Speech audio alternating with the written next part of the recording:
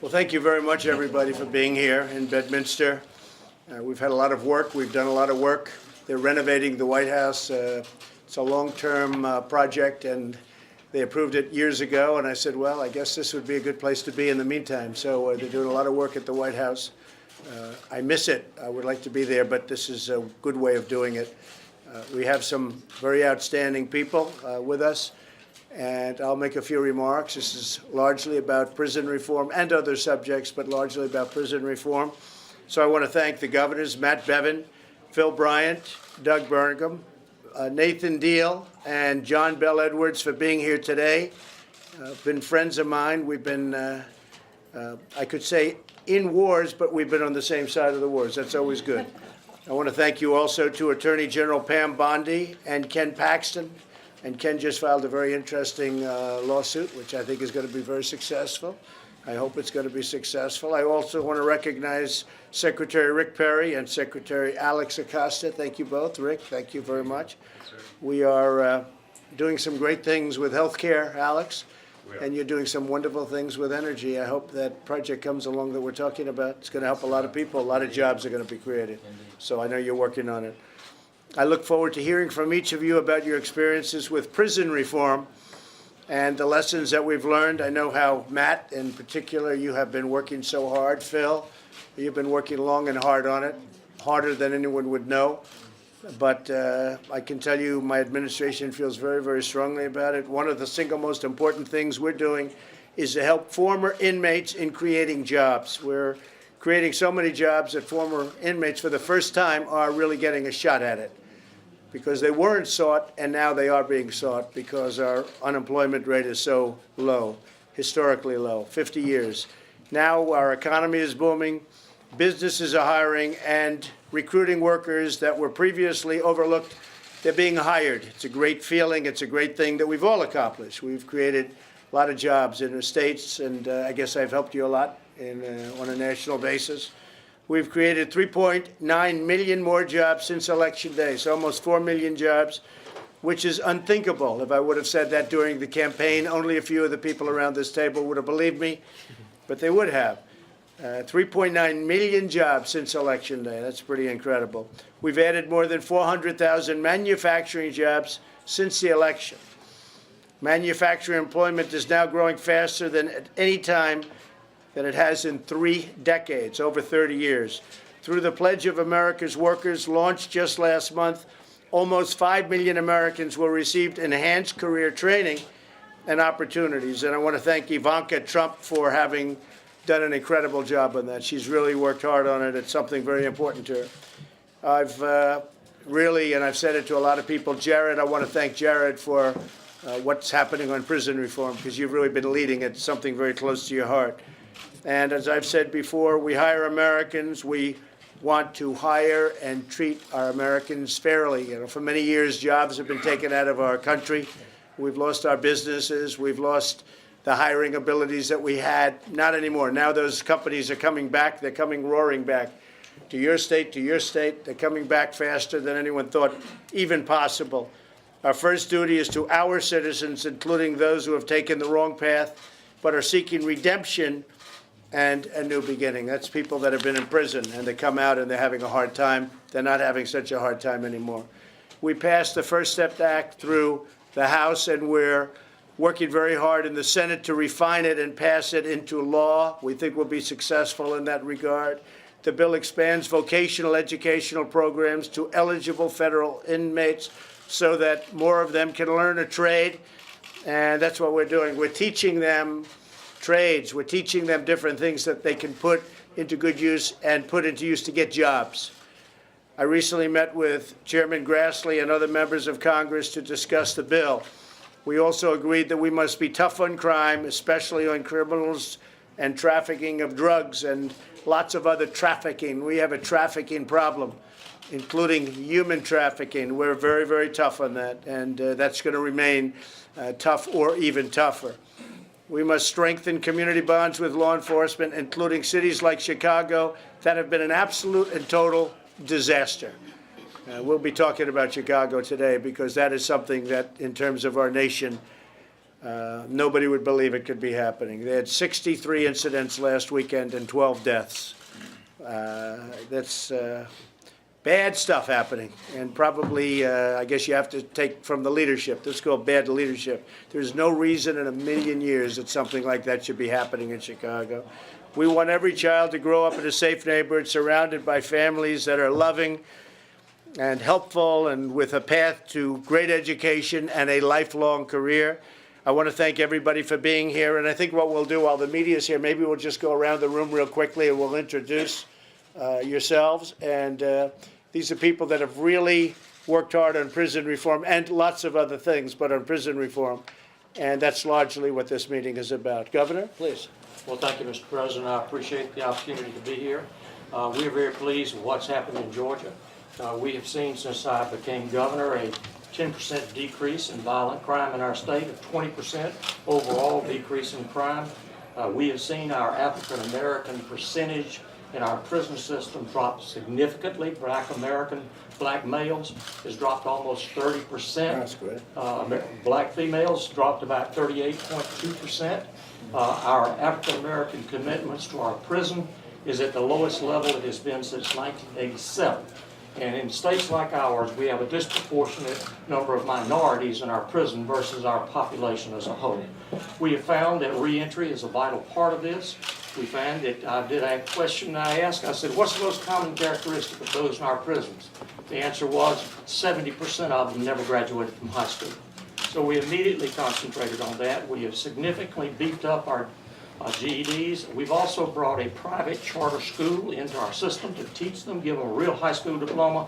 We found that if you give them a blue-collar skill, you reduce your recidivism rate by 24%.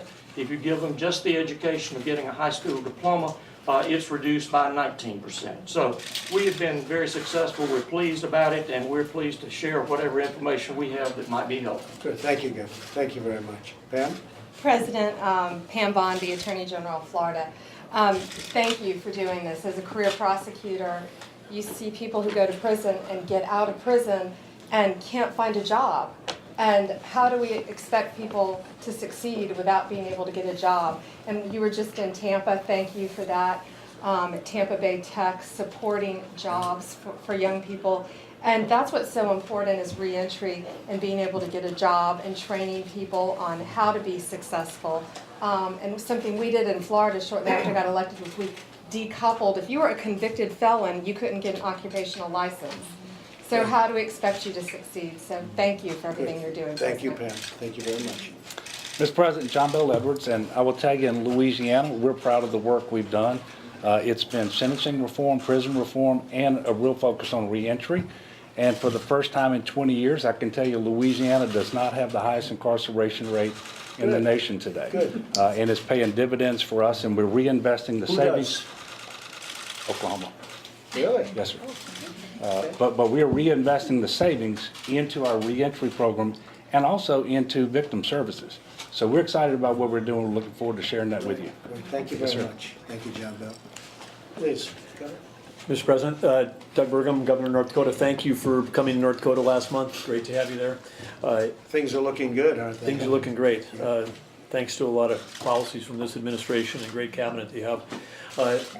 As you know, you can't really separate today prison reform and our prison situation from addiction. In North Dakota, 100% of the women that are incarcerated in our prison system have a disease of addiction. 85% of the men in our prison have disease of addiction.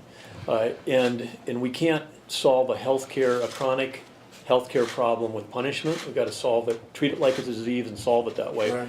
And so I want to also thank you for the work that your administration is doing on the addiction front, because it ties directly back into this. And I think we've got a number of innovations we'll be happy to share at this roundtable today. Good. Thanks for inviting us.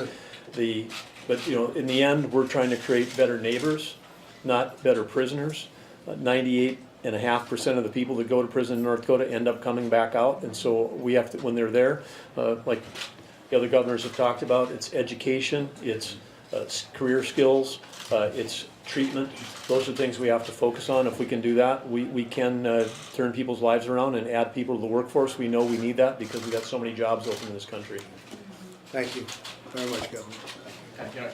Ken Paxton, Texas Attorney General. Thank you, Mr. President. This is obviously an important issue to Texas. I think it's an important issue to the nation. And Jared, I appreciate your passion for this issue. 2007, under the leadership of, I think, the greatest governor in my lifetime, she's now Secretary of Energy, is that right? And the president of our top public policy foundation, Brooke Rollins, we passed legislation similar to what Congress is now looking at that has had a dramatic impact on our ability to take people from prison into productive lives. And, you know, I could cite many statistics, but we were spending $2 billion, and we didn't spend the money. We put $241 million into treatment and to helping people find jobs. We've expanded that since, but it's made a tremendous difference. We have not built any more new prisons since then. We've actually closed 8 prisons. So it's really made a difference, and I think it can make a difference for the nation. So I look forward to continuing the discussion. How are you doing with your recently filed case? How's that looking? Well, we had a hearing yesterday, and I think it went quite well. We'll see what the judge says, but we know we're right on the law and we're right on the Constitution, and so we're confident things are going to go in the right way. It's true. Okay. Thank you, Mr. President. I'm Phil Broughton, Mississippi. In 2014, we began our Right on Crime program. We used all the things that Georgia has been successful with. In Texas, I called both of these governors and said, tell me how you did it. I'm a former law enforcement officer. I've worked undercover narcotics cases. I've been out there with the worst of the worst. I put a lot of people in jail, and some of it was difficult, particularly when I was state auditor, and over 100 statewide elected officials and government employees went to jail for white-collar crimes. So we began a really strong program working with the Pew Institute of putting that workforce training program into effect, making sure we looked at addiction, mental health. Mental health challenges within the correctional facilities are obviously rampant. Also trying to make prisons a drug-free zone and a crime-free zone within that prison, so your life can't be threatened every day. You can't be attacked in prison. You can't have access to drugs and be rehabilitated. And then finally, the faith-based organization. It takes a change of heart. I've been around a lot of people who are in jail, and if their hearts aren't changed, their lives will not be changed. So prison ministries, all of those things that government doesn't like to admit to that works. Right. Works. And so when we bring faith back into the prison system, prisoners have hope again. And that worked better for us than anything we could have done. Another reentry program, getting them jobs, getting them a driver's license, keeping them connected with their families so that they have something to work towards when they're getting out of prison. And I can tell you, I had to call a lot of my Republicans into the governor's office and convince them to vote for this bill. They were worried it was soft on crime. They were hesitant about what they were going to tell their people back home. And I said, you tell them to call me. Because crime is down 6%. We have 3,000 less inmates. We saved $40 million since 2014. Right. And you can do the same thing. And Jared, thank you for your leadership. Thank you, Mr. President. Secretary? Mr. President, I'd like to make two points. First, as you mentioned, the economy is doing incredibly well. For the first time since we've been keeping records, we have more open jobs than we have people to fill those jobs. And so these reentry programs are needed for the economy. We have jobs ready and waiting for individuals when they leave prison. Second, I'd like to follow up on what so many governors have said. These programs work. As you know and others at the table know, I was U.S. Attorney in Miami. And when you talk with the law enforcement communities, what they will tell you is that these programs foster public safety. When someone leaves prison, the best that could happen for them is for them to find a job. The best that could happen for society is for them to find a job and start contributing to society rather than go back to the old ways of crime. So this is very much a win-win for the individual, for the safety of the community, and for the economy of the nation. As we have individuals that are going from a prison system where the taxpayer is funding the system to contributing members of society that are helping this economic growth. And so we're working with various governors.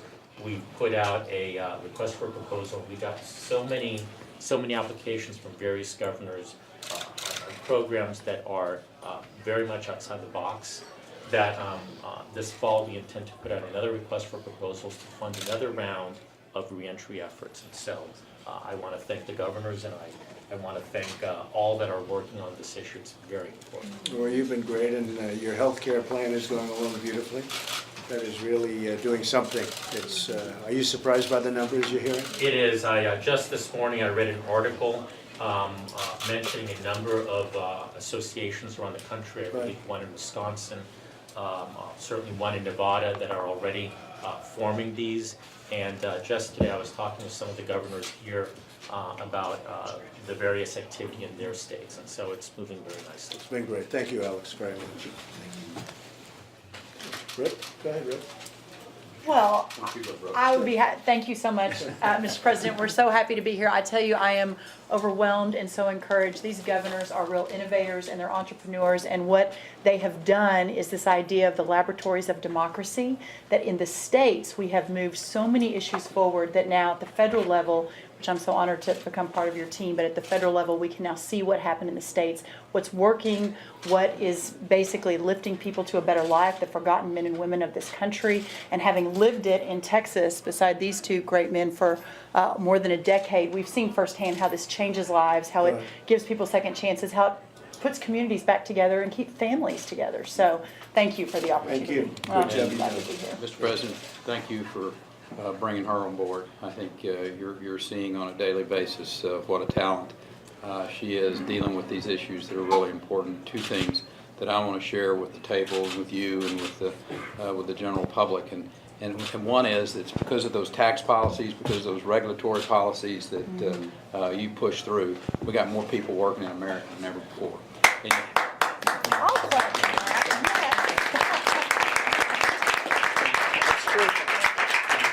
you have to have that, because if these programs are to work when the folks get out of prison, or if they don't go to prison to begin with, and that's our real goal.